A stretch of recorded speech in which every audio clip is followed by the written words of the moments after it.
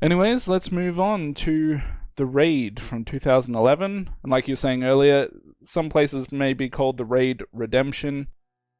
But in a nutshell, it's about a SWAT team who's on a mission to infiltrate this tall apartment complex, which is filled with all these ruthless maniacs and drug addicts.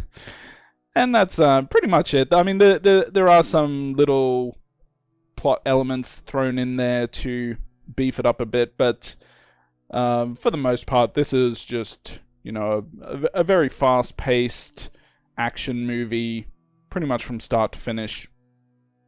I actually saw this one in theaters when it came out. I was pretty hyped up for it, and it lived up to the hype I felt. It's got some really good fight scenes. There's some good tension here and there when they have to hide from some of these maniacs, and yeah, I just felt like it's a movie that kind of just delivers what any action fan would want it to deliver, as long as you're fine with seeing a lot of hand-to-hand combat as well. So martial arts fans in particular would definitely get a kick out of a kick. Believe it or not, that was not a pun. They'll get a kick out of it.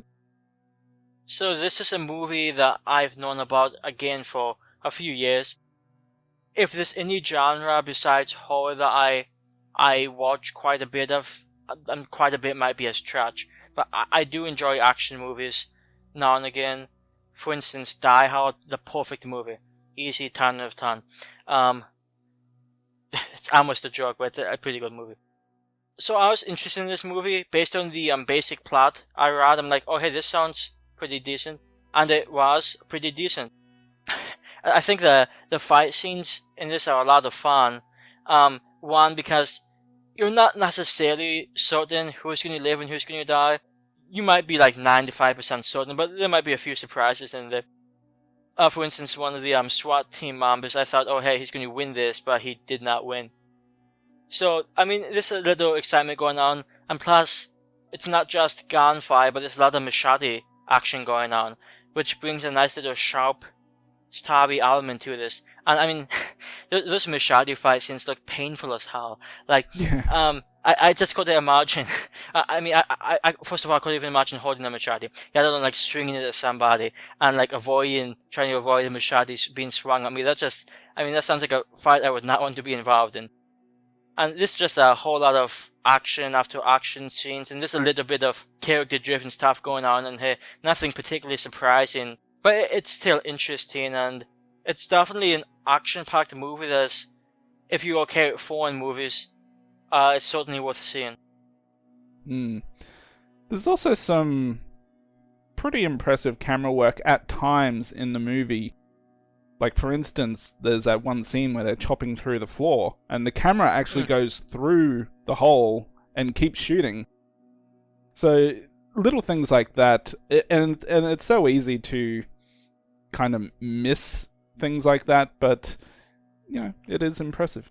I think a big thing about this movie that really worked for me is that it's almost claustrophobic. It all takes place in a single building, and it actually reminds me of some movies of the past that like might take place in just a few rooms, but it's just almost a claustrophobic feeling knowing that hey you're like surrounded by like 100 people who are trying to kill you.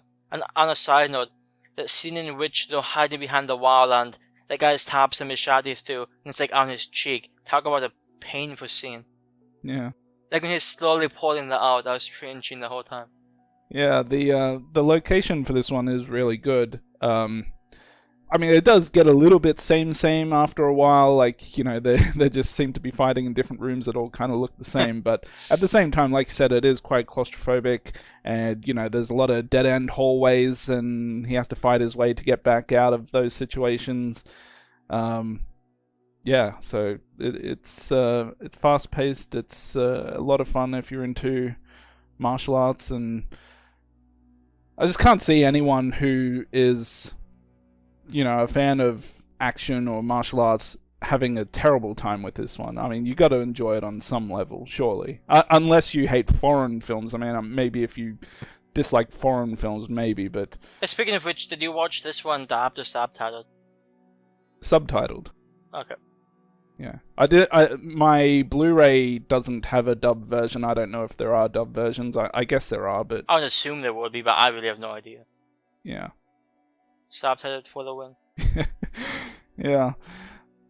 I mean, this movie does have a sequel to if you are aware of that, and it's I don't know if this is exactly what people's thoughts are on the sequel, but I've always, this isn't exactly how I feel about the movie, but I've always felt the perception of everyone who watches these two films is that the first one, The Raid, is, let's compare it to another series, the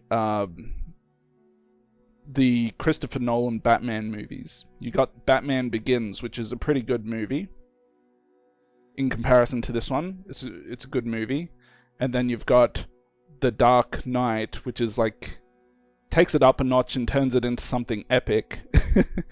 And I feel like that's the way a lot of people feel about the sequel to this movie as well. It's kind of like The Dark Knight to its Batman Begins.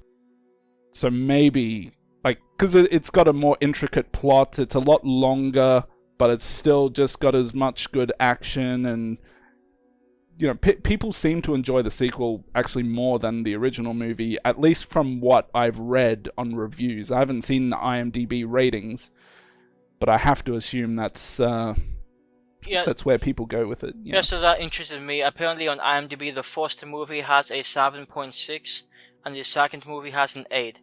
So there you go. Yeah, it seems to be the perception. Yeah, and I saw the second one in the theaters too, so yeah, they're both definitely good movies. Anyways, like I said, there's a few little plot points that come out of it as you watch, but I mean, this is from start to finish just an assault on the senses, I guess. You know, it starts off with action and fighting, and it doesn't stop with the action and fighting pretty much until the end. I enjoy this. 8 out of 10. I would masturbate to it if I was attracted to it. I mean, if I was attracted to martial arts movies sexually. Are you attracted to Indonesians by any chance? And keep in mind, Indonesia is a big country, so if you say no, you might offend a lot of people. I don't know. I mean, Australia's pretty close to Indonesia, so I'm disappointed. Yeah. Anyhow, I'm giving this movie also an 8 out of 10. Pretty much it's an action-packed ride from beginning to end, and if you're into action movies of any sort, this is like a non-stop action movie that if you haven't already seen, I would highly recommend seeing. And stay off the drugs. Unless it's a go drug, in which case, by all means, experiment safely.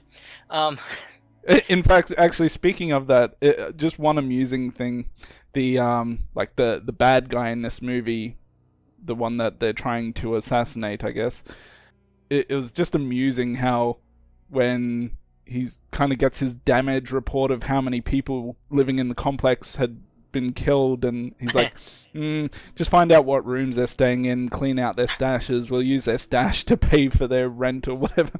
Hey, he's a businessman, he's thinking ahead. Yeah. In fact, I like the opening to his character. You know, we just get to see him kind of executing guys quite brutally, like, you know, you want one by one, just shooting them in the head, so the guys actually kind of see their fate before it happens. You know, it's not exactly a great way to go.